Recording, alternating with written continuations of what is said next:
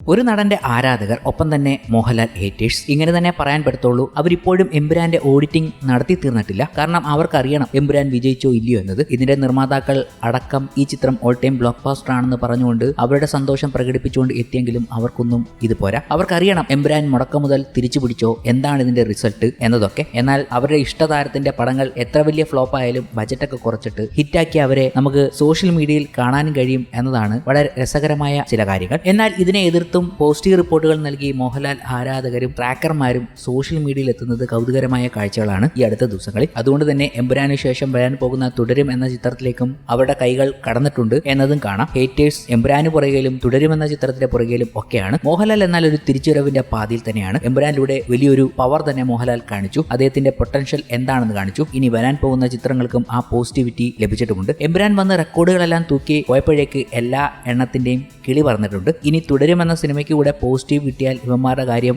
വലിയ കഷ്ടം തന്നെ ആകും എന്നാണ് മോഹൻലാൽ ആരാധകരുടെ വാക്കുകൾ. 4 വർഷം സൈഡായതിന്റെ കണക്ക് പലിശയും കൂട്ടുപലിശയും ചേർത്ത് കൊടുക്കും എന്ന രീതിയിലൊക്കെ ആരാധകരുടെ വാക്കുകൾ പോകുന്നുണ്ട്. അവർക്കും ഒരു ഉയർത്തെഴുന്നേൽപ്പിന്റെ കാലം കൂടിയാണ് മോഹൻലാൽ ഈ ഒരു ഹിറ്റ് സമ്മാനിച്ചപ്പോൾ. എന്നാൽ ഈ സോഷ്യൽ മീഡിയയിലെ വിമർശനങ്ങളിൽ ഒരു പരാതിയും ഇല്ലെന്ന് നടൻ മോഹൻലാൽ പറയുന്നുണ്ട്. കഴിഞ്ഞ 47 വർഷമായി താൻ എന്തൊക്കെ മലയാള സിനിമയ്ക്ക് ചെയ്തു എന്നുള്ളത് കൂടി അതിന്റെ പിറകിൽ ഉണ്ടെന്നും ഒരു സിനിമ കൊണ്ടൊന്നുമല്ല ഒരാൾ ജഡ്ജ് ചെയ്യപ്പെടേണ്ടതെന്നും മോഹൻലാൽ പറയുന്നുണ്ട്. ഭയങ്കര പ്ലാൻഡ് ആയി ലൈഫ് കൊണ്ടുപോകുന്ന ആളൊന്നുമല്ല താനെന്നും ആളുകൾ തന്നെപ്പറ്റി പറയുന്ന ഒരു കമന്റിലും വിഷമമില്ലെന്നുമായിരുന്നു മോഹൻലാൽ പറഞ്ഞത്. ഇത്രയും കാലം സിനിമയിൽ അഭിനയിച്ചു, ഇനി പുതിയൊരു മോഹൻലാലായി ആരെയും കാണിക്കേണ്ട ആവശ്യമില്ലെന്നും മോഹൻലാൽ നേരത്തെ തന്നെ പറഞ്ഞിട്ടുണ്ട്. വിവാദങ്ങളിൽ നിന്നും മാറി നടക്കാൻ മോഹൻലാൽ എന്ന നടൻ എപ്പോഴും ശ്രമിക്കുന്നത് കാണാം. പൊതുബോധ്യത്തിന് അനുസരിച്ച് നീങ്ങാൻ കഴിയാത്തൊരു ആളാണെന്ന് പലരും പറയുന്നത് കേട്ടിട്ടുണ്ട്. എന്താണ് ഇതിന് പുറകിലുള്ളത് എന്നതിന് മോഹൻലാലിന്റെ മറുപടി, എന്റെ ബേസിക് ക്യാരക്ടർ അങ്ങനെയാണ്, എനിക്ക് ഇതിനേക്കാൾ വലിയ കാര്യങ്ങൾ ചെയ്യാനുണ്ട്. വെറുതെ നമ്മൾ ഹാപ്പി ആയിട്ട് ഇരുന്നാൽ പോരെ, വല്ലവരുടെയും വായിലിരിക്കുന്ന ചീത്ത കേൾക്കുന്നത് എന്തിനാണ്? മോഹൻലാലിന്റെ ചോദ്യം ഇതായിരുന്നു. എന്നാലും മോഹൻലാൽ ഇങ്ങനെയൊക്കെ പറയുന്നുണ്ടെങ്കിലും ഇപ്പോൾ എമ്പുരാൻ എന്ന ചിത്രം ഇത്ര വലിയ ഹിറ്റായപ്പോൾ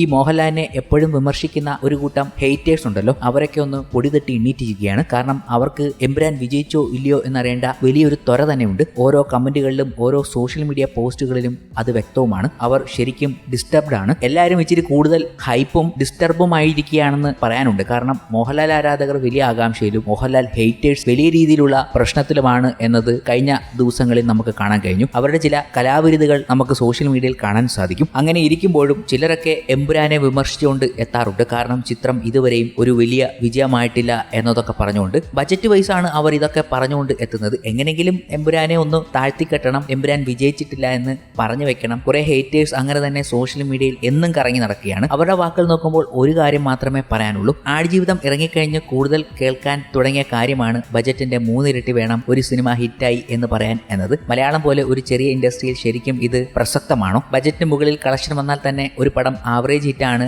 എന്ന് തീർച്ചയായും പറയാം. പ്രൊഡ്യൂസർക്ക് ലഭിക്കുന്ന റിട്ടേൺ തിയേറ്റർ കളക്ഷൻ മാത്രമല്ല, സിനിമയുടെ റവന്യൂ ജനറേറ്റിംഗ് സോഴ്സുകൾ വേറെയും ധാരാളമുണ്ട്. ഇവിടെ 100 കോടിയൊക്കെ വല്ലപ്പോഴും സംഭവിക്കുന്ന കാര്യം മാത്രമാണ്. മലയാള സിനിമകൾ വിജയിക്കുന്നില്ല എന്ന് വരുത്തി തീർക്കുന്നവരും ഇഷ്ടനടൻ ഒഴികെ ഉള്ളവരുടെ വലിയ സിനിമകൾ വിജയം ആണെന്ന് സമ്മതിച്ചു കൊടുക്കാൻ മടിയുള്ള ഫാൻ ഫൈറ്റ് ടീമുകളും ഇറക്കിവിടുന്ന പ്രചാരണമാണ് ആടുജീവിതം എമ്പുരാനൊക്കെ പരാജയമാണ് എന്നുള്ളത്. മലയാള സിനിമയിലെ ഒട്ടുമിക്ക കളക്ഷൻ റെക്കോർഡുകളും തിരുത്തിയാണ് എമ്പുരാൻ നിൽക്കുന്നത്. സിനിമയ്ക്ക് മിക്സഡ് അനുഭവം വന്നെങ്കിലും സംഭവം വൻ വിജയം തന്നെയാണ്. ബഡ്ജറ്റിന്റെ ഇരട്ടിയോളം കളക്ഷനും ലഭിച്ചിട്ടുണ്ട്. ഇതിനേക്കാളൊക്കെ പ്രാധാന്യം അറിയിക്കുന്ന കാര്യം എന്നത് മലയാളത്തിൽ വലിയ സിനിമ സ്വപ്നം കാണുന്ന ഫിലിം മേക്കേഴ്സിന് ഏറ്റവും വലിയ പ്രചോദനം ആണ് എമ്പുരാൻ നൽകിയത് എന്നതാണ്. ആദ്യ ദിനം 50 കോടി കളക്ഷൻ എന്നത് ഒക്കെ 2 മാസം മുന്നേ പറഞ്ഞിരുന്നു എങ്കിൽ പറയുന്നവന് ഭ്രാന്താണ് എന്നേ എല്ലാവരും കരുതും. അവിടെയാണ് 67 കോടി ആദ്യ ദിനം വാരിയത് ഒക്കെ മലയാള സിനിമയെ സംബന്ധിച്ച് സ്വപ്നതുല്യമാണ്. പടം ഇറങ്ങുന്നതിന് മുന്നേ ദിലീഷ് പോത്തൻ, ബേസിൽ ജോസഫ്, ആഷി കപൂർ തുടങ്ങിയ പല ഫിലിം മേക്കേഴ്സും ആവേശത്തോടെ ഈ പടത്തിനെ സപ്പോർട്ട് ചെയ്യാൻ കാരണം ഇത് വിജയമായാൽ അവർക്കെല്ലാം തുറന്നു കിട്ടുന്ന അവസരങ്ങളെപ്പറ്റി വ്യക്തമായി മനസ്സിലാക്കി തന്നെയാണ്. ആടുജീവിതം പ്രീ റിലീസ് ഇന്റർവ്യൂവിൽ പൃഥ്വി പറഞ്ഞ കാര്യമാണ്. പ്രേമലു, ഭ്രമയുഗം, മഞ്ഞുമൽ ഒക്കെ വിജയമായതിൽ ഞാൻ സന്തോഷിക്കുന്നത്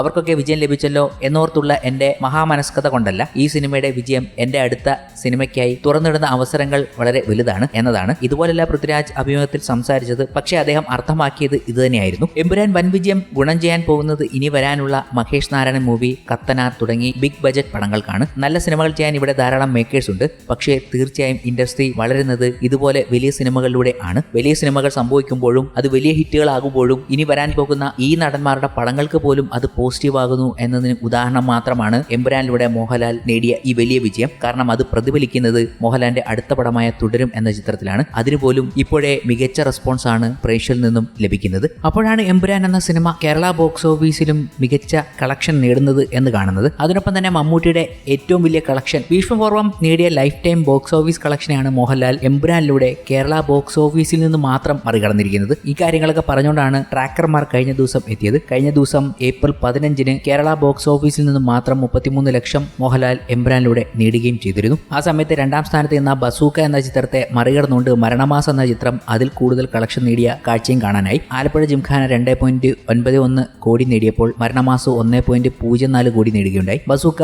73 ലക്ഷം മാത്രം നേടി കേരള ബോക്സ് ഓഫീസിൽ 3-ാം സ്ഥാനത്തേക്ക് മാറി. തൊട്ടു പിന്നിൽ എമ്പുരാൻ 33 ലക്ഷവുമായി ഉണ്ട്. അതിന് താഴെയാണ് ഗുഡ് ബാഡ് അഗ്ലി എന്ന ചിത്രം 28 ലക്ഷം നേടിയത്.